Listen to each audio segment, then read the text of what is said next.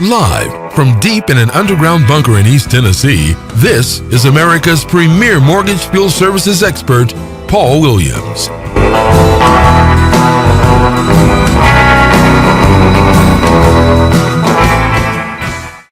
Good evening, ladies and gentlemen. I'd like to welcome you back to another edition of Foreclosurepedia Podcast. Foreclosurepedia Podcast is a presentation of the Foreclosurepedia Radio Network, which premieres each weekend.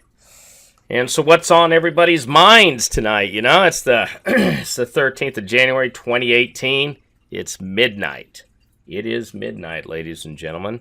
And I'll tell you what's on everybody's minds tonight.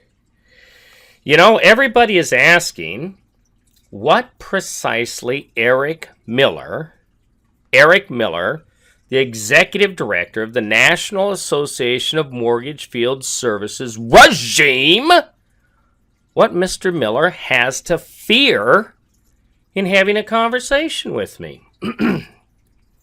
You know, I wonder that myself. You know, if Mr. Miller is paid over 100... Here, hold on, let me get this. You know, show prep is always going on here at the Foreclosurepedia Radio Network. I have sitting in front of me the NAMPS IRS Form 990. That's their income tax return. They have to provide it to me every year. Mr. Miller is paid $120,240 per year. That is an incredible amount of money. And, you know, that salary consumes nearly 80% of all member dues. And I think actually now that A-Sons is gone, it exceeds 80%. A-Sons, recently purchased by Northsight Management. That's Josh Sarche and Steve Johnson out there in Scottsdale, Arizona. But, you know, here's the deal. You know, on the 20th, the International Association of Field Service Technicians is meeting in New York City. Specifically, we're actually on Long Island, but I mean, who's splitting hairs? We're meeting out there with nearly $1 billion worth of contract holders and hedge funds. You know, for years, everybody has been running around attempting to describe precisely how reprehensible Paul Williams is. They've continued to pretend how sincerely outraged they are that a member of labor could crawl out of those trenches, not by payoffs, not by rip-offs, and not by participating with the fraudsters whom comprise NAMPS. I did it. Foreclosurepedia did it. And we went on to form the IAFST. And we're meeting on the 20th with industry. And in fact, some of the people at that table are both members of NAMPS and the IAFST. So I asked Mr. Miller, why are you so frightened to have a simple phone call with me? If I wanted NAMPS destroyed, I would have destroyed it long ago. Mr. Miller, I'm going to ask you once again. Let's set up a good date and time. Let's have a phone call. And let's talk about what's good for the industry. Because you remember years ago when I told you there are no contractors in this industry? Well, now we have 3 federal court decisions that agree. Mr. Miller, MCS, Carolyn Reeves paid tens of millions of dollars in a settlement for that not to go to court. Isn't it about time you and I sit down and actually have a talk?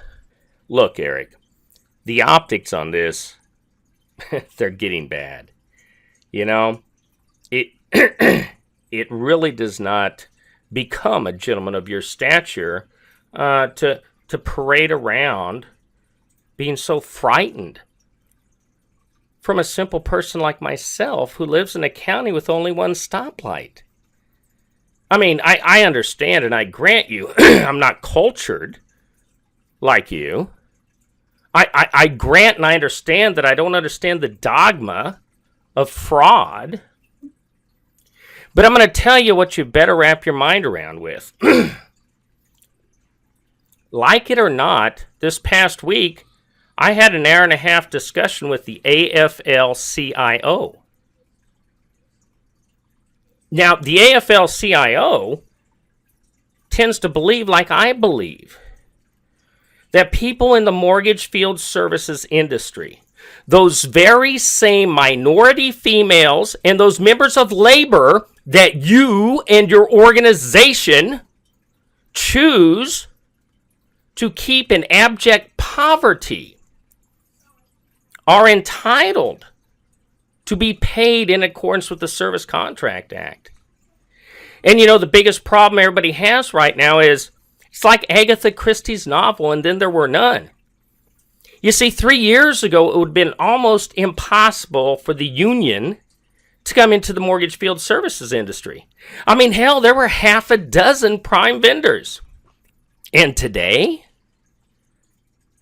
MCS. And who are they really? See, MCS, Carolyn Reeves parades around like the swamp thing she is, getting her little token degrees down on the Gulf Coast. You see, Mr. Miller, they're owned by VPS. And you see, VPS is based out of England. And they've had about enough of the bullshit. The union is coming, Mr. Miller. And whether you like it or not, whether anybody likes it or not, prevailing wage is coming to this industry.